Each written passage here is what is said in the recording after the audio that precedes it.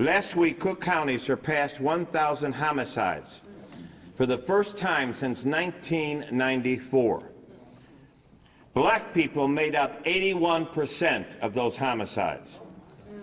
Latinos make up nearly 15% of those homicides.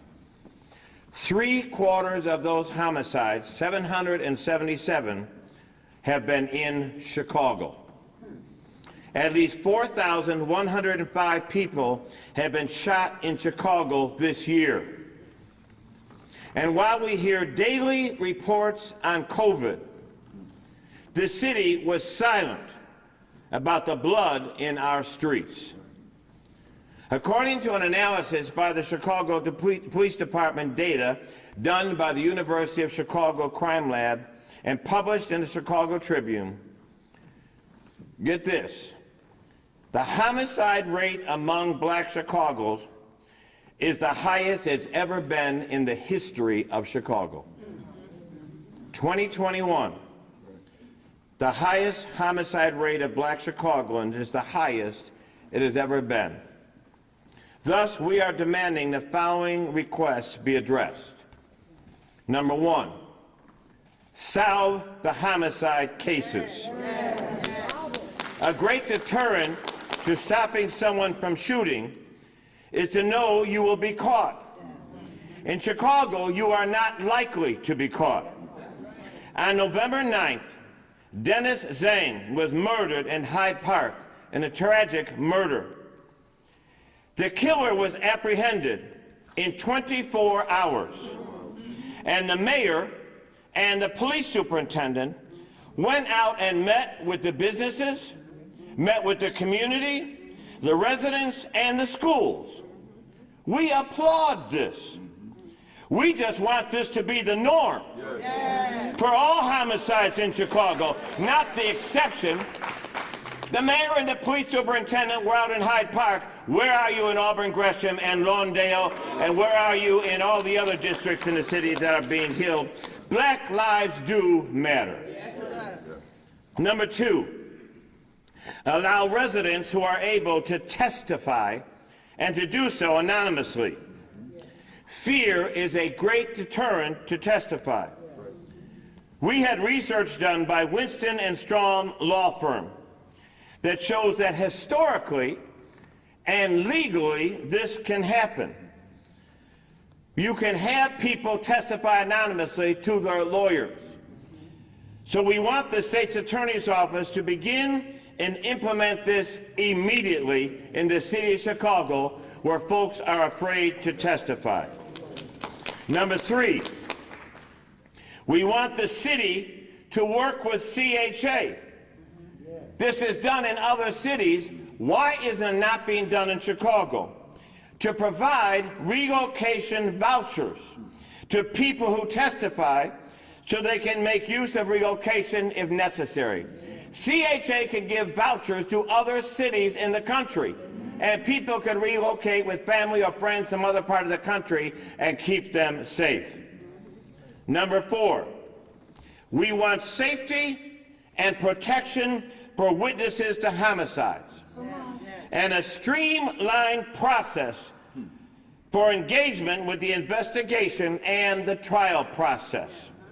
Number five, we demand an increase to detective staffing so that they can handle the alarming number of cases.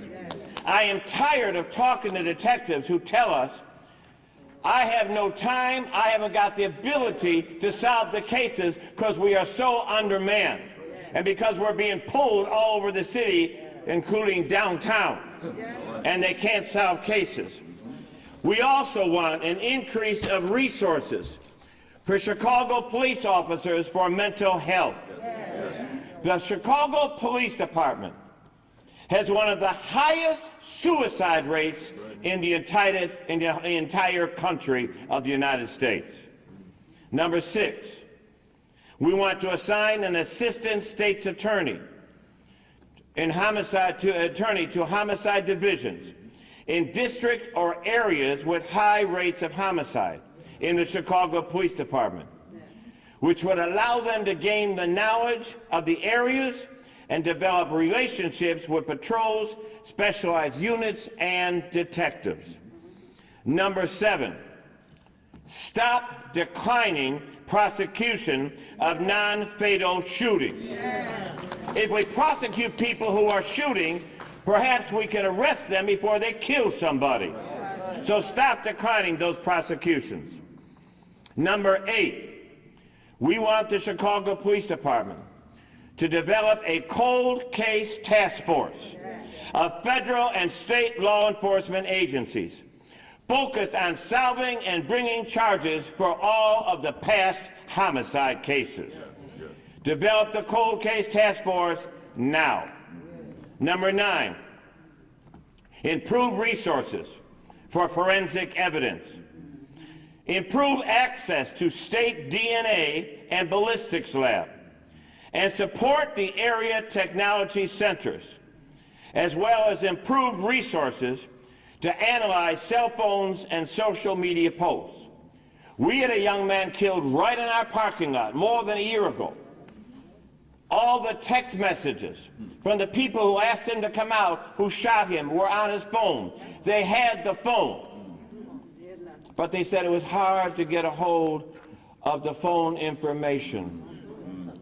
How come they can tap any of our phones anytime they want to get dirt on us, but they can't solve a homicide when it's sitting in their hand? And number 10, end the tale of two cities in Chicago. We want jobs. We want mental health counseling. We want housing. We want opportunities and access to young brothers and sisters to give them something positive to give their lives to. We can't just keep saying, put down the guns and give them nothing to pick up and to dream their futures and their destiny. We want access to their futures by the city. We cannot wonder why people are exiting Chicago. If you have a black or brown child, you are concerned for their safety. You're concerned about their very life.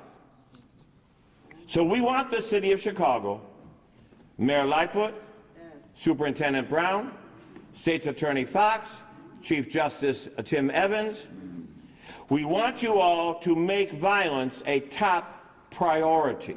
Let me say that again.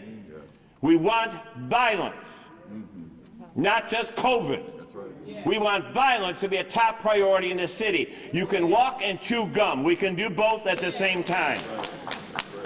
Guess what? You can't get a vaccine and you can't get a booster if you're dead. All right. All right. That's right.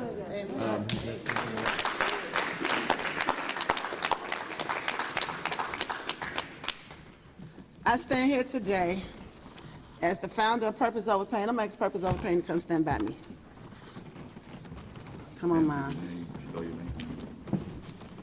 I stand today as the founder of Purpose Over Pain, and I stand here today as a fearful citizen of Chicago. I already had one son, Terrell Bosley, at the age of 18, shot and killed on the grounds of a church, a place that should have been safe. He was a college student doing all the right things, and he's not here. So I worry about my family, my friends, my loved ones every single day. I'm concerned about my other two sons. My son, Therese, he travels to and from in this community. He's a truck driver. He's a college student. And I'm concerned when he leaves the house every single day, I watch him get into his car and pray that he returns back home. And I'm also concerned about my youngest son. He's away in college. So when he comes home for the holiday season and what have you, he's a college student studying engineering.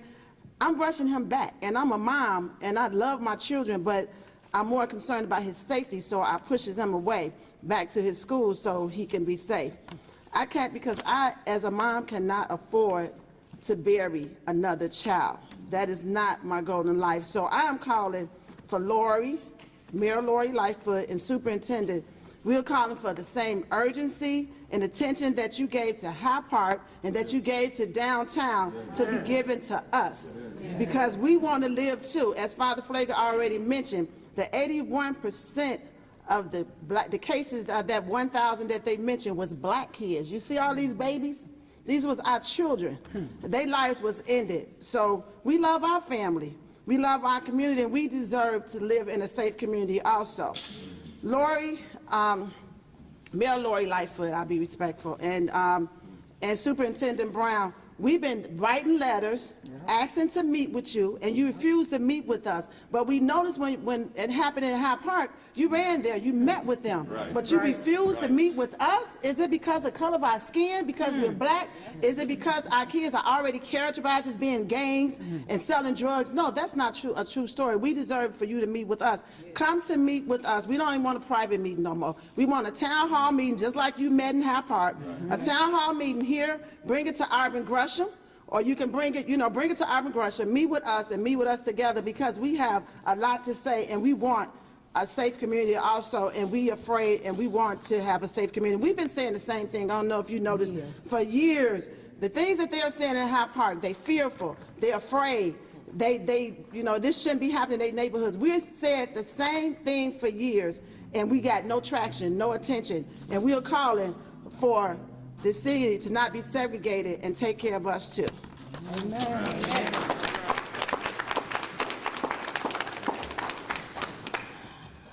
Good morning. First of all, I would like to thank and salute the parents and family who are in attendance today and a part of Purpose Over Pain. You all are brave and strong individuals, and I continue to be inspired by each and every one of you. I would also like to thank Father Pfleger for all his help and support. Amen. My name is Tanika Blackman, and my 22-year-old son, Louis Funches, was shot June 27, 2020. My son was gunned down and killed on the very streets that he wanted to serve and protect as a police officer. Every day I'm reminded of him and how he's not here, especially with the holidays approaching and he can't celebrate with his family like he loved to do. It's difficult for me, but I push through for my sanity and the sake of my other children and my grandbaby. Louis' case is unsolved. I believe wholeheartedly in our justice system. However, it would be remiss not to acknowledge the lack of support, resources, and priority when it comes to our community. Yes. I truly believe most of these investigation efforts are placed on trying to discover gang affiliation, if any. Even if that was the case, should that matter? Yes. Are those type of crimes not a high priority?